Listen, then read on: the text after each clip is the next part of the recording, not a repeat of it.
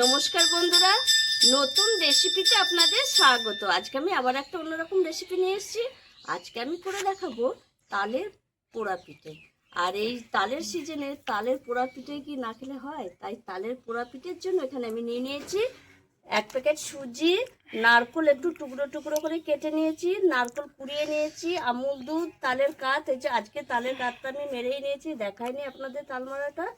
গুড়, এখানে চাল, সেদ্ধ চাল ভিজিয়ে আমি একটু গুঁড়িয়ে নিয়ে এসেছি একটু। আর এই গুঁড়োটা একটু খচা খচা, এই খচা খচাটাই বেশি ভালো লাগবে খেতে। আর লবণ, আর এখানে কলা পাতা নিয়েছি। এই পোড়া পিঠাটা কলা পাতায় দেবো এই টিফিনের মধ্যে, আর সাদা তেল। প্রথমেই যেটা করব, প্রথমেই আমি এখানে তালের কাঠটা নিয়ে নেব। 1 বাটি মতো নিয়েছি, বেশি নিলে হবে না।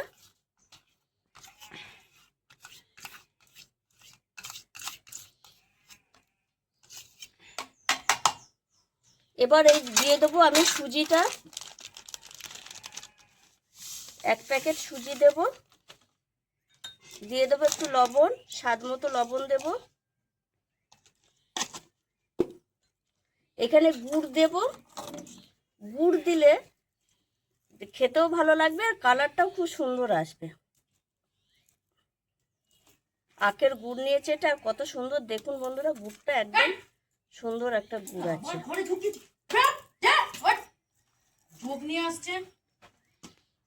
গুড়টা দেখে দিলাম এতটা মতো, প্রায় 200 মতো গুড় দিলাম, যদি লাগে আবার পরে দেব। আর যেটা দেবো সেটা হচ্ছে এখানে আমুল দুধ। আমুল দুধটা দিলে খেতে খুব টেস্টি লাগে। 1 প্যাকেট মতো দিয়ে দিলাম। আর এখানে দিয়ে দেবো নারকেলের টুকরোগুলো, নারকেল কুড়ানো, সব একসঙ্গে দিয়ে দেবো।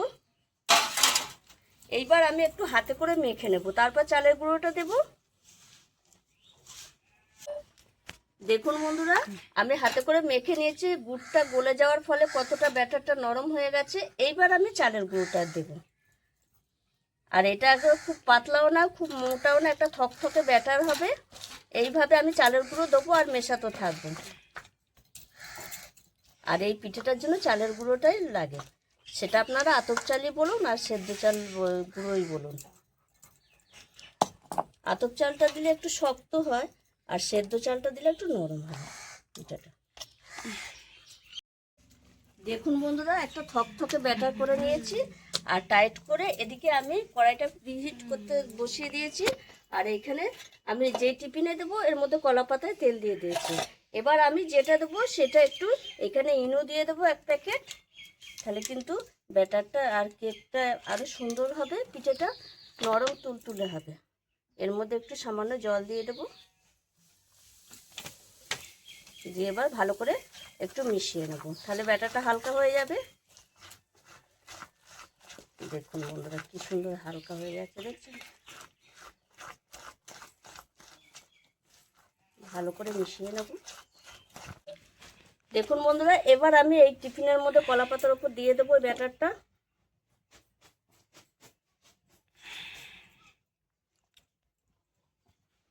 ভালো করে দেব।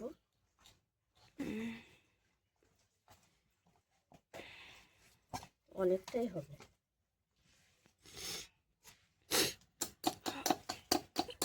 বাদ বাকিটাও আমি হাতে করে দিয়ে দেবো, দিয়ে একটু ট্যাপ ট্যাপ করে নেব। দেখুন বন্ধুরা, এইভাবে আমি একটু ট্যাপ ট্যাপ করে নেব।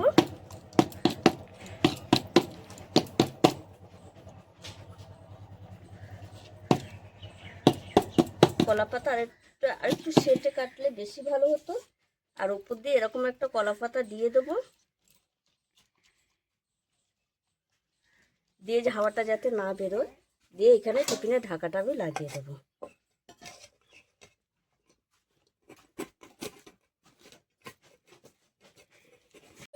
এইবার আমি এটা প্রিহিট হয়েছে, 10 মিনিট ধরে প্রিহিট করে নিয়েছি। এবার এটা দিয়ে দেবো, দিয়ে এরকম একটা ঢাকা দিয়ে দেবো। আর এটা মিডিয়াম আছে 10 মিনিট মানে রাখবো, তাহলে কিন্তু কেকটা বা পিঠেটা খুব ভালো হবে।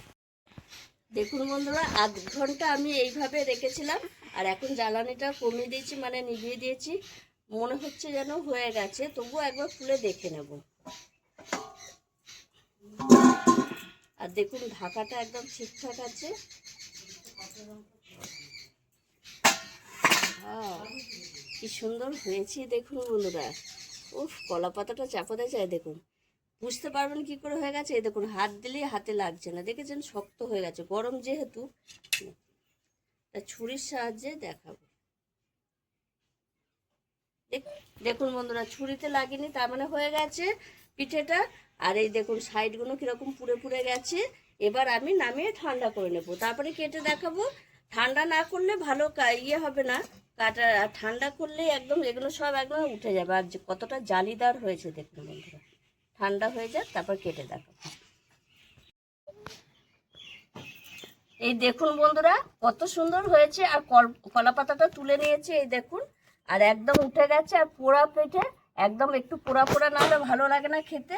আর দারুণ একটা সুন্দর গন্ধ হচ্ছে, কালারটা দেখুন বন্ধুরা, একদম নরম তুলতুল করছে। এবার আমি কেটে দেখাবো।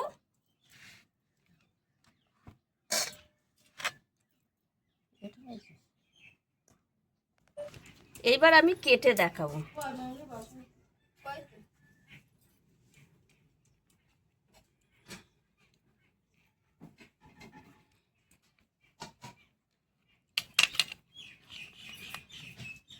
এই দেখুন বন্ধুরা, কত সুন্দর নরম সফট হয়েছে। এই দেখুন নারকেলগুলো দেখা যাচ্ছে, আর এখন একটু গরম আছে।